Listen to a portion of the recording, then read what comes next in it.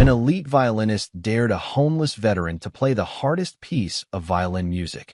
Unaware, he was a genius musician. The night was supposed to be flawless. The city's elite gathered high above the skyline, champagne in hand, when the unthinkable happened. A ragged old man stepped through the grand archway, his boots trailing dust across the polished floor. "Who let that in?" whispered a guest in silver, clutching her mink. Moments later, the first-chair violinist himself sneered, "Remove this person immediately. This is a private event." But the man didn't leave. He set his eyes on the priceless Guarneri violin and said softly, "Please, just one song. I'll play for a plate of food." That's when Harrison Vance, the city's cultural king, smiled coldly and declared, "Very well. Play Paganini's Caprice No. 24, the hardest piece of violin music. If you can survive 30 seconds without sounding like a strangled cat, you'll eat. If you fail, you'll be thrown out." What started as a moment of mockery ended as a revelation that shook an entire room of power and privilege. This is the story of how a forgotten soldier silenced the mighty with nothing but a violin. Just before we dive in, let us know in the comments where you're watching from today. We love seeing how far these stories reach. And make sure you're subscribed so you don't miss tomorrow's special video. Now let's jump back in. Enjoy the story. A man's worth is not measured by his coat, but by the symphony he carries in his soul. This was a truth the city's finest were about to learn. They just had no idea the lesson would be so severe. The Celestial Ballroom was a universe of its own, floating above the city on the 80th floor of the newly built Onyx Tower. The air inside was a carefully curated blend of night-blooming jasmine and the crisp, clean scent of money. Floor-to-ceiling windows revealed a carpet of city lights twinkling far below, a sight meant to remind the 200 guests that they were, quite literally, above it all. They were a constellation of inherited fortunes, surgical geniuses, and corporate titans who navigated the world with the frictionless ease of those who never had to check a price tag. Laughter, as delicate and sharp as shattered champagne flutes, bounced off the polished obsidian floors. Conversations flowed around a single, magnetic center, Harrison Vance. At 42, Harrison was the city's reigning cultural king. He was the first-chair violinist of the Metropolitan Philharmonic, a man whose talent was matched only by his staggering arrogance. His face was a study in handsome cruelty, with sharp cheekbones and eyes that seemed to assess and dismiss everything they saw with the same cold precision he applied to his music. Tonight was his coronation. The Starlight Conservatory Gala was an event he had orchestrated to launch a new scholarship fund for underprivileged musicians. It was a noble cause on paper, but in reality, it was another stage for Harrison to perform his favorite role, the benevolent patron, the gatekeeper of high culture. His tuxedo was a custom-tailored masterpiece, and the diamond pin on his lapel was a quiet scream of his own importance. He held his champagne flute like a scepter, a circle of admirers hanging on his every word. "The problem with modern music," Harrison was saying, his voice a smooth baritone that captivated his audience, "is a lack of discipline. True artistry isn't born from passion. It is forged in a crucible of relentless, punishing practice. It belongs to those with the breeding and the resources to pursue perfection." He took a delicate sip. "The rabble have their folk songs. We have Beethoven. It is the natural order of things." His followers nodded, their expressions a mixture of agreement and adoration. To them, Harrison wasn't just a musician, he was a belief system. He was proof that a world of rarefied beauty existed, and that they, the chosen few, were its rightful inhabitants. The centerpiece of this belief system rested on a velvet pedestal in the center of the room, the Vieux-Temps Guarneri del Gassou, a violin crafted in 1741. It was one of the rarest, most expensive instruments in the world, on loan for the evening as a symbol of the very perfection Harrison preached. Its dark amber would seem to glow from within, holding centuries of musical genius in its silent, elegant form. Into this sealed, perfect world, a specter appeared. He did not burst through the doors. He simply materialized in the grand archway, as if he had walked out of a forgotten alleyway in history. He was an old man, his face a roadmap of hard years and harsher weather. A threadbare army surplus jacket, faded to the color of dried moss, hung from his stooped shoulders. His boots were scuffed and cracked, and with each hesitant step onto the pristine floor, they left behind the faint, ghostly outline of dust and dirt. His gray hair was a tangled mess, and a beard of the same salt and pepper shade obscured a jaw set with a quiet, stubborn determination. He wasn't just out of place. He was a tear in the room's expensive fabric, an affront to its calculated elegance. A ripple of silence spread out from the entrance, moving like a cold draft through the warm, perfumed air. Conversations died mid-sentence. Heads turned, and eyes that were experts at appraising wealth now narrowed with a uniform expression of confusion and disgust. Who let that in? A woman in a shimmering silver gown whispered to her husband, pulling her mink stole a little tighter, as if the man's poverty were a chill she could physically feel. From a corner table, the hotel manager, a perpetually nervous man named Mr. Gable, saw the old man and felt a jolt of pure panic. He began to make his way through the crowd, his face pale, already composing his groveling apology to Mr. Vance. The old man seemed oblivious to the rising tide of hostility. His eyes, a faded but piercing blue, scanned the room. They weren't the pleading eyes of a beggar or the vacant eyes of the lost. They were the calm, assessing eyes of a scout surveying hostile terrain. He took in the glittering jewelry, the disdainful sneers, the silent judgment. He saw it all, and his expression remained unreadable. He clutched a long, battered case in his left hand, holding it not with the desperation of a vagrant clinging to his only possession, but with the familiar ease of a craftsman holding his tools. Security. Harrison Vance's voice cut through the whispers, sharp and imperious. He had spotted the intruder, and his handsome face was twisted into a mask of pure indignation. Remove this person immediately. This is a private event. We paid a fortune for exclusivity, not to be accosted by street filth. Two burly security guards in black suits began to move from the sides of the ballroom. They converged on the old man with a heavy, purposeful tread, their faces grim and set. The crowd watched, a collective breath held in anticipation of the grubby, pathetic scene that was about to unfold. It was the predictable drama of their world, the unwelcome being made to disappear. But the old man did not cower. He did not shrink away.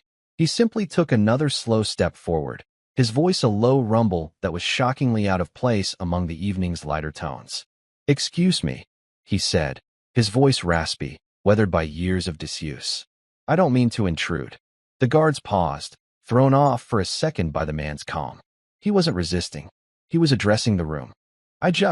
The old man's gaze drifted past the offended faces and landed on the magnificent violin resting on its velvet throne. A flicker of something profound and deeply personal passed through his eyes, a look of reverence, of longing, of an old and intimate familiarity. I saw the instrument. The Guarneri. I have not seen one in 50 years. Harrison Vance let out a short, barking laugh of disbelief. "You know what that is? I highly doubt that. Now, if you'll kindly—" "Please," the old man interrupted, his voice a little stronger now, cutting through Harrison's condescension. "I don't want money. I don't want a handout." He took a deep breath, and the absurd, impossible request hung in the silent, rarefied air. "I am hungry, sir. If I could just play it, just one song. I would be grateful for a plate of food from your kitchen." For a moment, there was only stunned silence. The sheer audacity of the plea was incomprehensible. A vagrant, asking to touch the Vuxtemps Guarneri, to play it, for a meal. Then the laughter began. It started with Harrison. He threw his head back and roared, a sound of pure, unadulterated mockery that echoed through the vast ballroom. It was a cruel, braying sound, and it gave the rest of the room permission to join in. A wave of derisive laughter washed over the old man, a chorus of the privileged ridiculing the desperate. He stood his ground, his gaze still fixed on the violin, his expression as still and unmoving as a stone. Near the service entrance, a young woman named Clara Jenkins watched, her stomach twisting into a tight knot. She was a music student at the conservatory, working as a waitress to pay for her rent and the exorbitant cost of her cello lessons. She recognized the look in the old man's eyes as he stared at the violin. It was the same look of holy reverence she felt every time she opened her own cello case. She saw the quiet dignity in his posture, a dignity the rest of the room was determined to strip from him. Her grandfather, a veteran of a long-forgotten war, had that same bearing. A man who had faced down horrors she could never imagine and now had to endure the small, daily indignities of a world that had moved on without him. She picked up a glass of water, her first instinct to offer this man a small, simple kindness. But as she took a step forward, Mr. Gable, the manager, grabbed her arm, his fingers digging into her flesh. "Don't you even think about it," he hissed, his eyes darting nervously toward Harrison Vance's table. "He is not our guest. He is a problem for security to handle. You will not get involved, or you will be fired before he even hits the sidewalk. Do you understand me, Miss Jenkins?" Clara froze, her heart caught in a painful tug-of-war between her conscience and the desperate need for her job. She looked back at the old man, trying to send him a silent apology, a flicker of solidarity. Their eyes met for a brief, fleeting second, and in his gaze, she saw not shame, but a strange, weary understanding. He knew. He had expected this. "Get him out," Harrison shouted again, his face now red with anger. He was on his feet, gesturing wildly at the security guards who had resumed their advance. "This is exactly the kind of decay we are trying to fight. This is what happens when you let standards slip. He is contaminating the very air we breathe." The guards reached the old man, each one taking an arm. The crowd quieted, ready for the final, sad act of his ejection. But the old man did not struggle. He simply raised his free hand, a gesture that was not one of defiance, but of quiet command. "Please," he said again, his voice steady, directed now at Harrison. "Just one song. That's all I'm asking. For a hot meal. I haven't eaten in 2 days." It was, of course, a carefully constructed lie. He had eaten a simple but filling bowl of soup at a downtown shelter just that afternoon. But this was not about food. It was about them. He needed to see the full, unvarnished measure of their character. He needed to know what lay beneath the polished veneer of their philanthropy when they were confronted with the very kind of person they claimed to be helping. This entire evening, this whole charade, was a test, and the subjects had no idea their souls were being graded. Harrison's eyes lit up with a sudden, malicious spark. He saw an opportunity not just to remove the man, but to turn his humiliation into a form of entertainment for his guests. A slow, cruel smile spread across his face. He held up his hands, silencing the room. "You know what?" he announced, his voice booming with a false, theatrical magnanimity. "All right, let's let him play."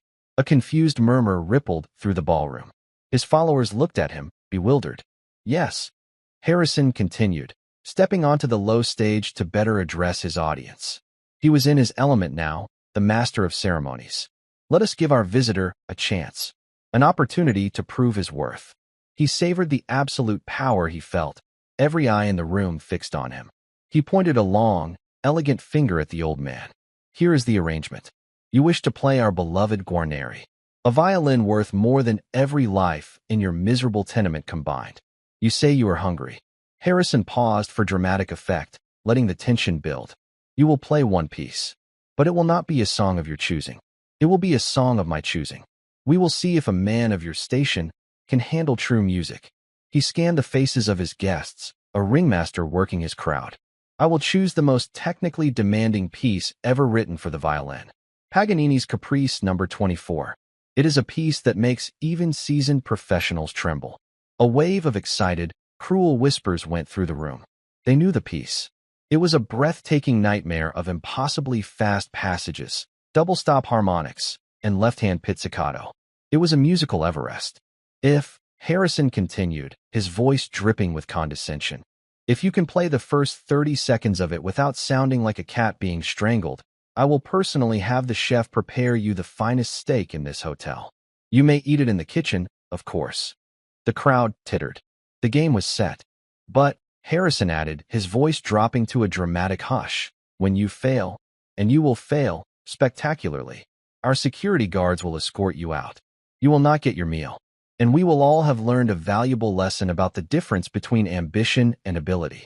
We will witness, firsthand, what happens when those who have earned nothing demand a place among those who have earned everything." The old man, whose name was Arthur Morgan, felt a cold, familiar calm settle over him.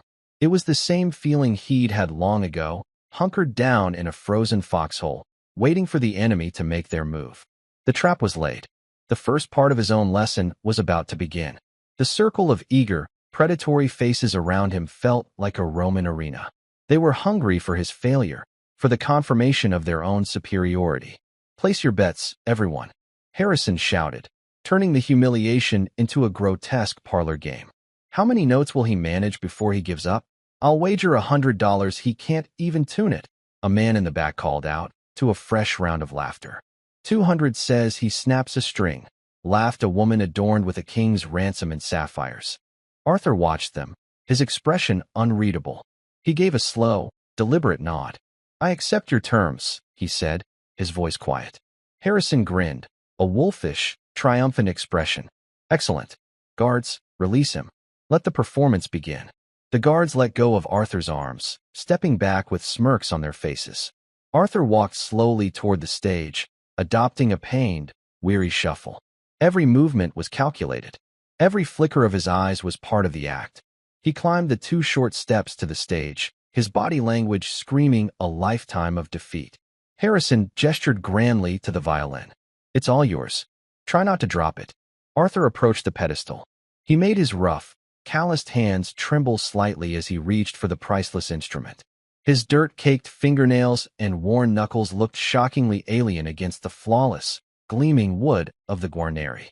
"Be careful with that," Mr. Gable, the manager, squeaked from the sidelines, wringing his hands in agony. "That instrument is a national treasure." Arthur picked up the violin. He held it for a moment, feigning awkwardness, as if he wasn't sure how to properly position it under his chin. In reality, the weight of it, the perfect balance, the smooth curve of the neck, it all felt like coming home. He had played on instruments just like this in the grand music halls of Europe, long before anyone in this room was even born. But tonight, he was not that man. He was a ghost, a reflection of their own callousness, a vessel for the truth they had all forgotten. He then reached for the bow, its horsehair shimmering under the chandeliers. He fumbled with it for a second, almost dropping it, drawing a fresh wave of snickers from the audience. Harrison had pulled up a velvet chair to the edge of the stage, settling in to enjoy the spectacle like a king at a public execution.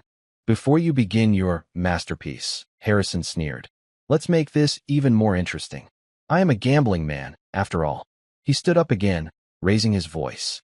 "If, by some impossible, cosmic miracle, you not only play the 30 seconds, but you play the entire piece, and you play it well enough to make a single person in this room shed a genuine tear of emotion, I will give you $10,000. Cash." The ballroom erupted. The insult was exquisite. $10,000 was a bar tab to these people. Offering it as the grand prize for an impossible feat was the ultimate expression of their contempt. It was a way of saying that his greatest, most unimaginable achievement was worth less than their pocket change. "He'll have a heart attack just thinking about that much money," someone bellowed. Arthur stood on the stage, the violin tucked awkwardly under his chin. He looked out at the sea of mocking faces. He saw Clara, the young waitress, watching from the kitchen entrance, her own face a mask of shame and pity for them. He saw one of the security guards shift his weight, his expression no longer smug, but uncomfortable. He even saw a few of the older guests look away, a faint blush of embarrassment coloring their cheeks. The cruelty was becoming too stark, even for some of them. But Harrison was basking in it. "What's the matter, old man?" he taunted. "Cat got your tongue? Or are you just now realizing the colossal mistake you've made?" Arthur remained silent. He needed their arrogance to be absolute.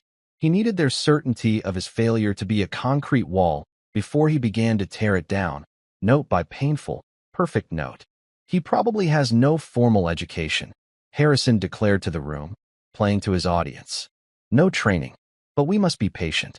We can't expect a man who has clearly squandered every chance life ever gave him to understand the meaning of discipline." Arthur slowly lifted his head, his pale blue eyes finding Harrison's. "Chances," he murmured, his voice just loud enough to be heard in the sudden quiet. "Oh, he speaks." Harrison clapped his hands in sarcastic delight. "Yes, chances. The opportunities we are all given to make something of ourselves. Everyone in this room took theirs. That's why we're here, and you're there." "And what chances was I given?" Arthur asked, his voice soft, but clear as a bell. The question caught Harrison off guard. "What does that matter?" That's irrelevant. What matters is what a person does with what they're given. And what did I do? Arthur asked, his voice still gentle, but with an edge of steel just beneath the surface. Clearly, nothing. Harrison exploded, his patience finally snapping. He stepped right up to the edge of the stage, his face inches from Arthur's. Look at yourself. You are a complete and utter failure. A nobody. A ghost haunting the edges of a world you were too weak to conquer. Now play your pathetic notes and get out of my sight. The venom in his voice was so potent that it shocked even some of his most ardent admirers. Harrison had crossed a line, moving from theatrical cruelty to something deeply, viciously personal. A hush fell over the room. This was it, the moment of truth. 200 people waited for the clumsy, dissonant screech of the bow. They waited for the pathetic sounds that would confirm their worldview, that would prove that some people were simply born to be better and others were born to fail. Arthur looked down at the violin in his hands, then placed the bow on the strings. He closed his eyes. When he opened them again, the vacant, weary look was gone. In its place was a focus so intense, so profound, that Harrison, standing right in front of him, felt an involuntary shiver of unease. Well, Harrison demanded, but his voice had lost some of its booming confidence. Get on with it. Arthur took a slow, deep breath. Then he began to play. It did not start with a screech. It did not start with a clumsy, amateurish scrape. It started with a single, perfect note. A flawless, resonant A, played with a control so absolute that it seemed to vibrate the very air in the room. It was not loud, but it was impossibly pure, a drop of liquid gold that hung in the silence, cutting through the cynical atmosphere like a surgeon's scalpel. He held the note for 5 full seconds, letting its power and its mystery sink into every person present. When the note finally faded, the silence that followed was different. It was no longer the silence of cruel anticipation. It was the silence of stunned, genuine shock. Beginner's luck, Harrison muttered, but a deep frown creased his forehead. He was a master of the instrument. He knew, with a certainty that terrified him, that a note like that was not luck. That note was the product of a lifetime of devotion. Arthur's fingers moved on the fingerboard, his left hand a blur of perfect placement. His right arm, which had seemed so stiff and old, now moved the bow with an unnatural, fluid grace. He didn't launch into the pyrotechnics of the Paganini. Not yet. Instead, he began with a melody they didn't recognize. It was simple, haunting, and infused with a profound sense of loss. It sounded like an old folk song, something born in the Appalachian Mountains or on a lonely, windswept prairie. It spoke of rain-soaked fields and long marches, of letters never sent, of the faces of friends lost too soon. It was a soldier's lament, and he played it with the heartbreaking authenticity of a man who had lived every single note. What is that? A woman whispered to her companion. I've never heard anything like it. It's sorrowful. Harrison leaned forward in his velvet chair, his eyes narrowed in concentration. This was not part of the plan. This was not the cringeworthy spectacle he had promised his guests.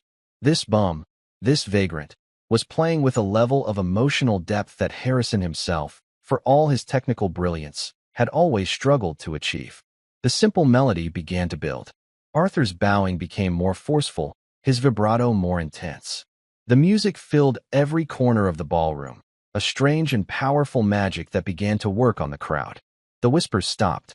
The waiters, who had been discreetly circling with trays of champagne, froze in place.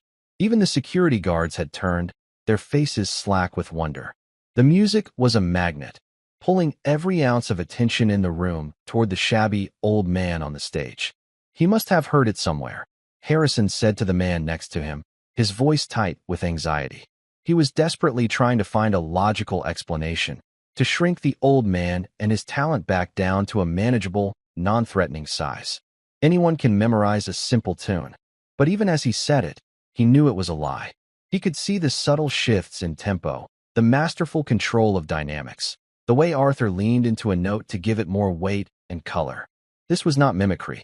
This was artistry of the highest order. For a few moments, Arthur allowed a fraction of his true virtuosity to show. He wove a second melody into the first, a counterpoint so fast and intricate that several people in the audience gasped aloud. His fingers, which had looked so rough and clumsy just moments before, now danced over the fingerboard with a speed and precision that seemed to defy the laws of physics. For 10 breathtaking seconds, he played like a god, a torrent of musical genius that was as shocking as it was beautiful. "My God," a man in the front row breathed, his voice trembling. Harrison shot up from his chair, his face a mask of utter disbelief. "Impossible," he choked out, his voice barely a whisper. He cannot do that." And just as quickly as it had appeared, the brilliant flash of mastery vanished. Arthur returned to the simpler, sadder melody, as if that incredible burst of skill had been a mere daydream. He was playing with them, toying with their expectations, reeling them in. He finished the piece with a few soft, final notes that faded into a profound, ringing silence. No one moved. No one spoke. No one even seemed to breathe. They had come expecting a circus act, and had instead witnessed a miracle. Clara was openly weeping now, tears streaming down her face and dripping onto her white apron. The music had unlocked a place of grief in her she had long kept hidden, her sorrow for her grandfather, who had come home from his war a different, quieter, sadder man, and had never spoken a word about what he had seen. Slowly, an elderly gentleman with kind, intelligent eyes rose from his table. His name was Samuel Peterson, a man who had built a manufacturing empire from nothing but grit and an uncanny understanding of human nature. He had been a patron of the arts for 50 years and knew a master's touch when he heard it. He walked slowly toward the stage, stopping a few feet from Arthur. His eyes were not filled with pity, but with a deep, soul-shaking respect. "Young man," he said, his voice raspy with age, but gentle. "Where in God's name did you learn to play like that?" Arthur looked up at him. For the first time all evening, he dropped the act of the beaten-down vagrant. He truly met someone's gaze, and his eyes were clear and steady. "Here and there, sir," he replied, his voice even. "My father taught me the basics. The army taught me the rest." The answer was cryptic, yet entirely true. His father, a poor farmer with a love of music, had indeed shown him his first chords on a battered fiddle. But it was in the long, terrifying nights in field hospitals and muddy trenches, playing on whatever cheap instrument he could find, that music had become his anchor. It had become his language for the unspeakable things he had witnessed. The army hadn't taught him technique. It had taught him what music was for. It had taught him about the human soul. Mr. Peterson nodded slowly, a flicker of an old memory playing at the edge of his mind. "Your father was a fine teacher. And the army, it seems it was, too." Harrison Vance could not stand it any longer. His perfectly curated evening, his moment of triumph, was being stolen from him by a homeless man. "Peterson, don't be a fool," he snapped, marching toward the stage, his face a thunderous mask of rage. "You can't seriously be falling for this sentimental garbage. He's a nobody. People like him don't play the violin. They don't have the education, the breeding, the access." "Access to what exactly?" Arthur asked softly. His voice cut through Harrison's tirade like a hot knife, silencing him instantly. Harrison sputtered, caught off guard. To proper training. To the best teachers. To conservatories." Arthur allowed a small, sad smile to touch his lips. "With all due respect, sir," he said, his eyes sweeping across the silent, watching crowd. "You don't learn music in expensive schools. You learn it by living. You learn it by hurting. You learn it when the melody in your head is the only thing keeping you from going insane in the dark. You learn it when you have nothing else left." His words, simple and powerful, resonated through the ballroom. They exposed the poverty of Harrison's own worldview. "Play again," Mr. Peterson requested, his voice soft. "Please." Arthur turned his attention from the crowd. His eyes locked with Harrison's. A silent challenge passed between them. The time for games was over. He raised the guarneri to his shoulder one more time. His posture shifted. The humble, defeated slump was gone. He stood straight and tall, a soldier at attention.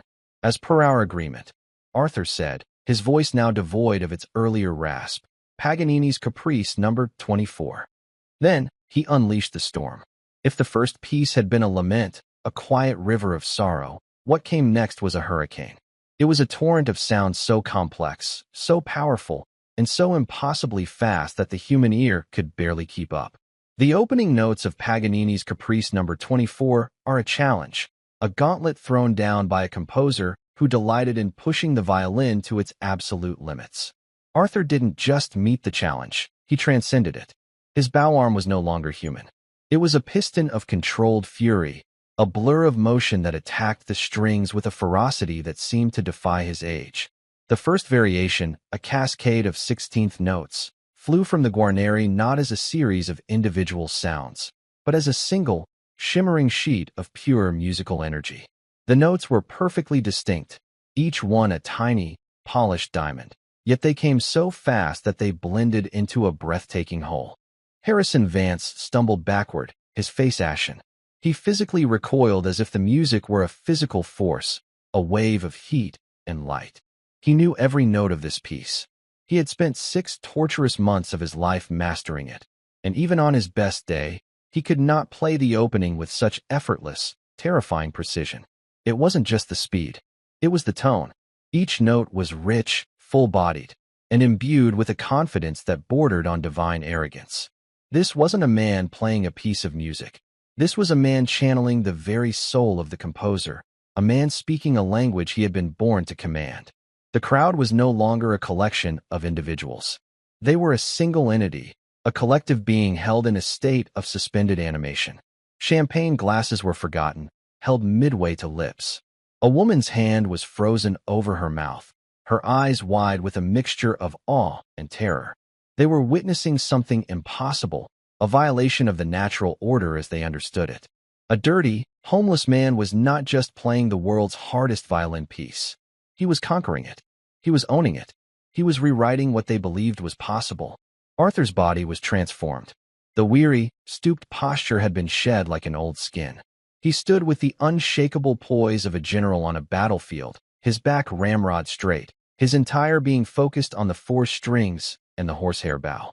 His left hand, which they had mocked for its calloused roughness, moved up and down the fingerboard with a spidery, supernatural speed. The passages of left-hand pizzicato, a technique that requires plucking the strings with the fingers of the hand that is also stopping the notes, were not the clumsy, thudding sounds produced by lesser musicians. They were a series of crisp, bell-like tones, a percussive counter-rhythm to the bow's soaring melody. He moved into the third variation, a series of wickedly fast octaves that require the hand to stretch and contort in ways that seem unnatural. Harrison watched, his jaw slack, his professional mind frantically trying to process what his eyes were seeing. The old man wasn't just playing the octaves. He was playing them with a flawless, singing intonation.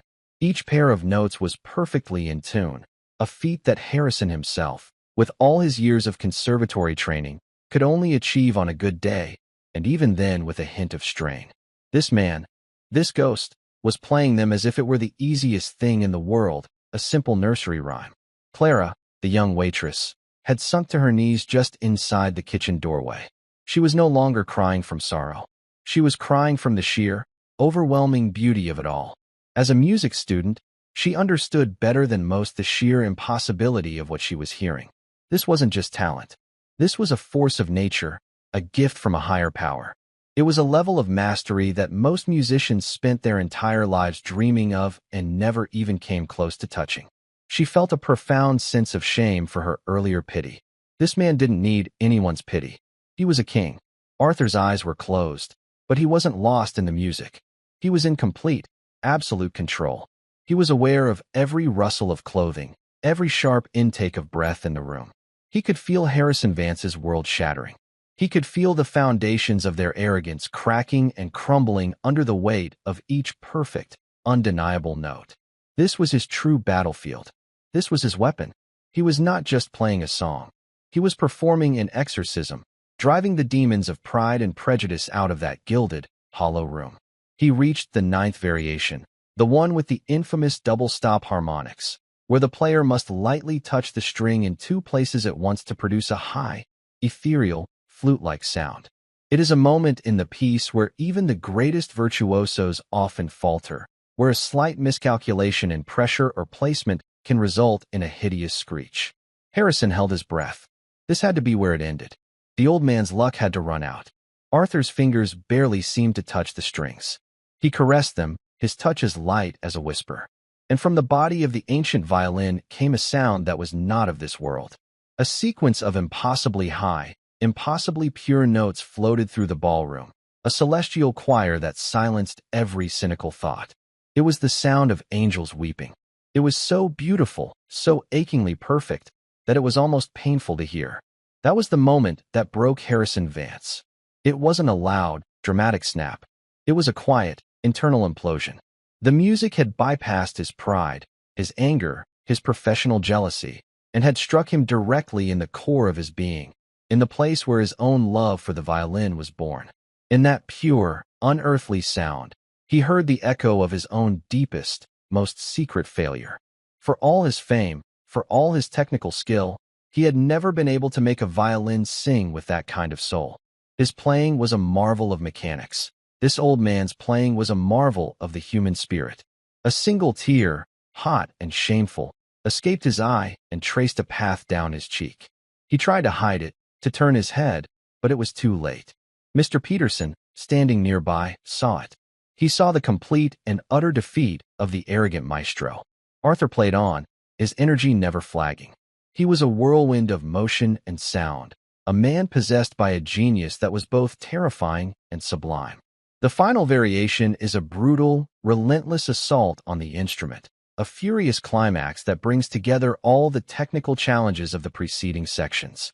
Arthur did not just play it, he attacked it. He tore into it with a passion that was almost violent, his bow digging into the strings, drawing out a sound that was raw, powerful, and utterly commanding. The final, crashing chord echoed through the ballroom, a thunderclap that seemed to shake the very foundations of the skyscraper. Then, there was silence. A silence so deep, so absolute, it felt more profound than any sound. For 10 long seconds, no one moved. The 200 guests stood or sat as if turned to stone, their minds reeling, their souls scorched. They had been taken to the summit of a mountain and shown a view of existence they had never known was possible. Then, Mr. Samuel Peterson, the old industrialist, did something that no one in that room had ever seen him do. He raised his hands and began to clap. It was not the polite, rhythmic applause of a concert hall. It was a slow, deliberate, powerful clap of genuine, heartfelt reverence. One by one, others joined him. A woman in the front row, her face streaked with mascara, began to clap. A man who had minutes earlier been mocking Arthur's shabby clothes was on his feet, his hands a blur. Within 30 seconds, the entire ballroom was a roaring, thunderous ovation. It was an explosion of pent-up emotion, a wave of gratitude and awe that washed over the man on the stage. They were not just clapping for the music. They were clapping to atone for their own cruelty. It was an apology, a surrender, a coronation. They were applauding a king they had mistaken for a beggar. Only one person was not clapping. Harrison Vance stood frozen, his face a grotesque mask of shock and humiliation. The applause was like a physical assault, each clap a blow to his ego. He looked at Arthur, who was now standing quietly, the violin held loosely at his side. The old man's face was calm, his expression unreadable. There was no triumph in his eyes, no "I told you so." There was only a quiet, weary sadness. Arthur lowered the violin and placed it gently back on its velvet pedestal. He turned and looked out at the sea of faces, his gaze sweeping over them until it landed on Harrison. "The stake is no longer necessary," Arthur said, his voice quiet but carrying to every corner of the now silent room. "And you can keep your $10,000. That was not why I played." He started to walk off the stage, his mission accomplished. The crowd parted for him as if he were royalty, a path clearing through the glittering assembly of the city's most powerful people. They stared at him with a new kind of awe, their earlier disdain replaced by a deep and unsettling shame. Who was this man? Where had he come from? "Wait," a voice called out. It was Mr. Peterson. He had followed Arthur to the edge of the stage, his face pale, his eyes wide with a dawning, impossible recognition. He was staring at Arthur's face, at the line of his jaw, the shape of his eyes, the way he held himself. The years, the beard, the hardship had hidden it, but now, stripped of the act, he could see it. "I know you," Mr. Peterson whispered, his voice trembling. "It can't be. It's impossible. You died." Arthur stopped and turned to face him. He gave a small, tired smile. "Reports of my death were greatly exaggerated, Samuel. As you can see, Mr. Peterson took a shaky step forward, his hand reaching out as if to touch a ghost. Arthur. Arthur Morgan? Is it really you? A collective gasp went through the room. The name hung in the air, electric and unbelievable. Arthur Morgan. It was a name from a legend, a myth whispered about in the hallowed halls of conservatories and concert venues. He had been the greatest violin prodigy of his generation, a once-in-a-century talent who had debuted at Carnegie Hall at the age of 16 to reviews that called him the heir to Paganini himself. He had been a musical demigod, selling out every concert hall in Europe, his name synonymous with perfection. Then, in 1951, at the height of his fame, he had been drafted to fight in Korea, and he had simply vanished. He was listed as missing in action, presumed dead. The music world had mourned the loss of its brightest star, a genius cut down in his prime. For 70 years, the name Arthur Morgan had been a ghost story, a cautionary tale about the fragility of genius. And now, that ghost was standing in the celestial ballroom, dressed in a tattered army jacket. You are your Arthur Morgan? Harrison Vance stammered, his voice cracking. The name was like a holy word to him. Morgan was his idol, the impossible standard against which he had measured his entire life and career. He had spent hours listening to the old, scratchy recordings of Morgan's pre-war performances, marveling at a talent that seemed inhuman. And he had just told this man, his God, that he was a failure, a nobody, street filth. The sheer, cosmic magnitude of his error crashed down on him, and his legs gave out. He stumbled backward and collapsed into a chair, his face buried in his hands, his body racked with silent, convulsive sobs. Every eye in the room was now on Arthur, but their expressions had changed again. The awe was still there, but it was now mixed with a profound, gut-wrenching shame. They had not just mocked a homeless man. They had mocked a legend. They had thrown their petty scorn at a national hero, a man who had sacrificed his art, his fame, and his life for his country, only to return to a world that judged him by the quality of his coat. The name, Arthur Morgan, echoed in the silent hall, a name that represented the pinnacle of musical achievement, a ghost from their history books now made flesh. Mr. Peterson took another shaky step forward, his hands still half extended, his mind struggling to bridge the chasm of 70 years. We all thought you were gone. There was a memorial concert in '54. The Philharmonic played Brahms. I was there. We mourned you. Arthur's gaze softened as he looked at the old industrialist. He saw in Samuel Peterson's face not just the shock of a ghost's return, but the genuine grief of a fan, of a man who had truly loved the music he had once made. There wasn't much left to mourn, Arthur said, his voice quiet but clear. The man who played Brahms didn't make it back from the chosen reservoir. His hands were too cold. He saw too much. What came back was someone else. The stark, simple honesty of his words was more devastating than any accusation. He wasn't asking for their pity. He was simply stating a fact, a truth as cold and hard as the frozen ground of a Korean winter. He had left a part of his soul on that battlefield, and the music had gone with it. He turned his gaze from Peterson to the rest of the room. He saw their faces, a gallery of guilt. The woman who had joked he would snap a string was staring at her own jewel-encrusted hands, as if they were suddenly alien to her. The man who had wagered $100 he couldn't even tune the instrument was looking at the floor, his face beet red with a shame so intense it was almost pitiable. But why? A woman in the front row finally whispered, her voice trembling. A talent like yours, a gift from God. How could you just let it go? Why live like this?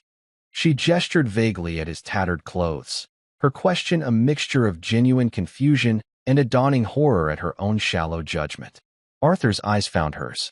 They were not angry. They were tired, filled with a weariness that seemed to stretch back through the decades.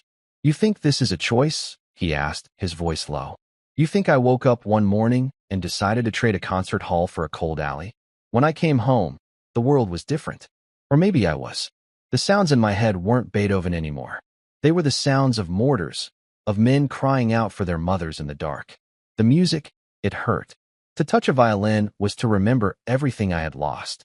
The joy was gone, so I put it away. He paused, letting the weight of his confession settle into the silent room. I didn't want the fame. I didn't want the pity. I didn't want people looking at me and seeing a ghost of what I used to be. I just wanted quiet. I found a job on a loading dock. I worked with my hands. I found a small room. I read books. I lived a simple life, an honest life. It was enough. His words painted a picture of a self-imposed exile, a retreat from a world that no longer made sense. He had not fallen from grace. He had willingly stepped away from it, seeking a kind of peace that no amount of applause could ever provide. From his collapsed position in the chair, a choked, guttural sound emerged. It was Harrison Vance. He slowly, painfully, got to his feet. His face was a wreck, his perfect composure utterly destroyed. His eyes were red and swollen. His custom-tailored suit looked like a costume he was no longer worthy of wearing. He looked like a man who had just watched his entire world burn to the ground. He stumbled forward, his movements clumsy and uncoordinated. He stopped at the foot of the stage, looking up at the man he had idolized, and then so cruelly humiliated. I, Harrison began, his voice a broken rasp. He couldn't form the words. The apology was a mountain in his throat he could not climb. The sheer, colossal scale of his arrogance, of his monstrous misjudgment, had rendered him speechless. He had built his entire identity on being the heir to this man's legacy, and he had just spat on that legacy. Arthur looked down at the broken maestro. He saw not an enemy, but a victim of the same disease that afflicted everyone else in the room, a blindness of the soul. Your technique is flawless, Mr. Vance, Arthur said, his voice surprisingly gentle. I've heard your recordings. You play the notes perfectly. He paused, letting the faint praise hang in the air before delivering the final, devastating blow. But you don't trust the silence between them. You're afraid of it. Because in the silence, there is truth. And that is where the music really lives. The critique was so precise, so deeply and professionally true, that it was 1,000 times more cutting than any insult. It was the assessment of a master, and it laid Harrison's soul bare. He had spent his life pursuing mechanical perfection, believing that discipline and precision were the source of art. He had never understood that art came from the messy, chaotic, painful business of being human. Harrison let out a dry, ragged sob and finally found his voice. I am so sorry, he whispered, the words tearing from him, raw and inadequate. I am so sorry. Don't be sorry to me, Arthur replied, his voice firming with a steely resolve. I am not the one you have failed. He raised his hand and pointed, not at Harrison, but at the 200 guests who stood frozen, watching the drama unfold. Be sorry to them. You sold them a lie. You taught them that music is a prize to be won, a luxury for the rich, a wall to keep the unworthy out. You taught them that art belongs to the few. But you are wrong. Art belongs to everyone. It belongs to the hungry, to the broken, to the forgotten. It is what we have when we have nothing else. It is not a palace. It is a shelter. He then turned his attention to the crowd at large, his voice rising, taking on the commanding tone of a preacher or a general. Look at you. You came here tonight to celebrate music by writing checks, by drinking champagne, by congratulating yourselves on your own generosity. You think that makes you patrons of the arts? You think that gives you ownership of its beauty? He shook his head, a look of profound disappointment on his face. You walked past a dozen men and women on the street tonight who have more music in their souls than you could ever understand. You looked through them. You saw nothing.